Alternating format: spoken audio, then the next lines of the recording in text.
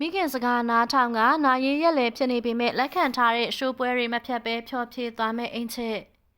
ပြီးခဲ့တဲ့16ရက်နေ့မှာတော့အင်ချစ်ရဲ့မိခင်ဖြစ်သူဒေါ်ဝါထူးကပန်းလိုက်စီယုံမှာစိတ်ဟိုတရဲနဲ့ရုတ်တရက်ကွယ်လွန်သွားခဲ့တာပရိသတ်တို့အားလုံးလည်းသိကြမှာဖြစ်ပါရဲ့ရှင်။အင်ချစ်ရဲ့မိခင်ဖြစ်သူကွယ်လွန်သွားတဲ့တဲ့ကြောင့်အားလုံးကလည်းစိတ်မကောင်းဖြစ်ကအားပေးစကားတွေပြောနေခဲ့ကြတာပါ။အင်ချစ်ကိုယ်တိုင်လည်းတစ်သက်လုံးအားကိုးလာခဲ့တဲ့မိခင်ဖြစ်သူကိုဆုံးရှုံးလိုက်ရတာမို့ဆုံးရှုံးမှုကကြီးမားလွန်လာပါရဲ့ရှင်။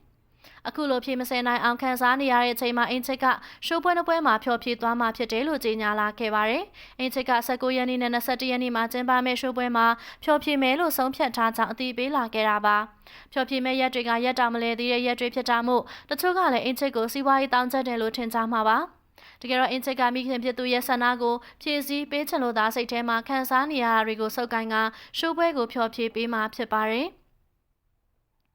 အင်ချစ်ရဲ့မိခင်ကမကွယ်လွန်ခင်မှာအဆိုပါရှိုးပွဲတစ်ခုကိုဖျော်ဖြေဖြစ်အောင်မှာသွားခဲ့တာပါရှိုးပွဲတစ်ခုလုံးကပြီးခဲ့တဲ့ရက်ပိုင်းကလေးကကြိုတင်လက်ထပ်ထားခဲ့တာမို့မိခင်လည်းသိပါတယ်တချို့ကလည်းမိခင်နေမကောင်းတဲ့ကြားတဲကဘာလို့များရှိုးပွဲလက်ခံနေသေးလဲလို့မေးခွန်းထုတ်ကြပါတယ်အင်ချစ်ကမိခင်ဖြစ်သူရဲ့စေဖို့အားလုံးကိုအင်ချစ်တယောက်တည်းပဲထိုင်ခံဖြေရှင်းနေရတာပါ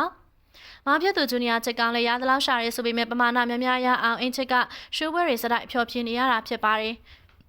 ရှိုးပွဲဆိုကမိခင်ရဲ့ဆေးစရိတ်ကိုဖြည့်ရှင်းသလိုအားပြီးဆိုတာနဲ့မိခင်ဘေးနားနေကပြုစုပါသေးတယ်။တားပြန်မိခင်ဖြစ်သူကအင်ချစ်ရဲ့အဆိုတော်တယောက်ရဲ့ဂုဏ်ကိုအရန်ကိုတန်ဖိုးထားပါတယ်။အဆိုတော်တယောက်ကရှိုးပွဲကိုလက်ခံပြီးရင်မဖြစ်တဲ့နည်းနဲ့ဆိုရမယ်လို့လည်းဆုံးမထားခဲ့တာပါ။ဒါကြောင့်မို့မိခင်ဖြစ်စေချင်တဲ့အတိုင်းရှိုးပွဲတွေကိုမဖြတ်ဘဲဆိုသွားမှဖြစ်ပါတယ်။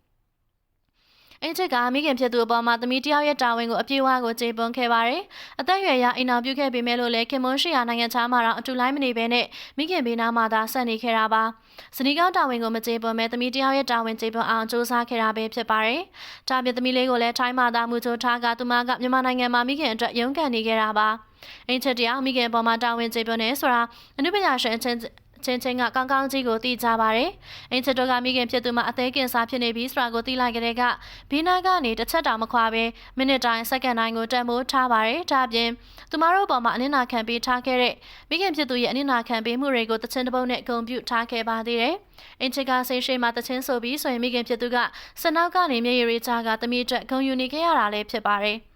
အင်ချစ်တို့စနီမောင်နှံမောင်နှမတွေကိုမိခင်ဖြစ်သူကအမွေငါရောင်းရင်းနဲ့ရှာကျွေးခဲ့ရတာပါ။ဖခင်ဖြစ်သူချစ်ကောင်းကသူမတို့သားမိကိုငယ်စဉ်ကတည်းကအဆွန့်ပစ်သွားခဲ့တာမို့သားမိတွေဒုက္ခအကြီးကျယ်ရောက်ခဲ့တာပဲဖြစ်ပါတယ်။မိခင်ဖြစ်သူကဒုက္ခကိုခံကသားသမီးတွေအမြင့်ရောက်အောင်စူးစမ်းပေးခဲ့တာဖြစ်ပါတယ်ရှင်